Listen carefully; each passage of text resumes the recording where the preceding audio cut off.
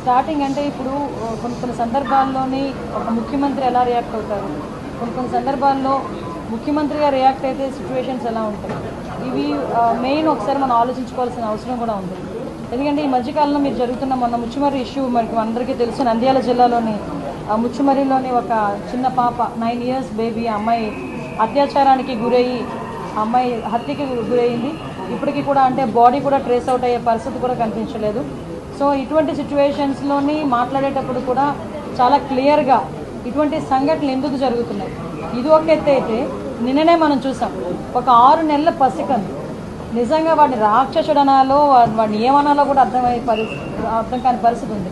అటు ఒక చిన్నతాత వరుస అయిన వ్యక్తి ఆ అమ్మాయిని అబ్యూస్ చేయడం, 6 నెలల పసికందు మీద కూడా అత్యాచారానికి ఒడిగొట్టడం నిజంగా చూస్తూ ఉంటే కొన్ని సిచ్యువేషన్ అతని సిచ్యువేషన్ కూడా మేము అక్కడ ఎస్పీ గారిని కూడా నాకు తెలిసిన వెంటనే నేను ఎస్పీ గారితో మాట్లాడడం జరిగింది.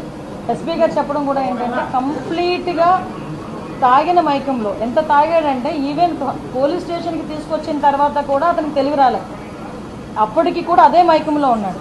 అలాంటి మైకంలో ఆ పిల్లని పాప చిన్న పసికొందిని అత్యాచారం చేసిన సంఘటన కానీ ఇవన్నీ చూస్తూ ఉంటే చంద్రబాబు నాయుడు గారు నిజంగా స్టార్టింగ్ ఇవే టాపిక్స్ ఎత్తుకున్నారు.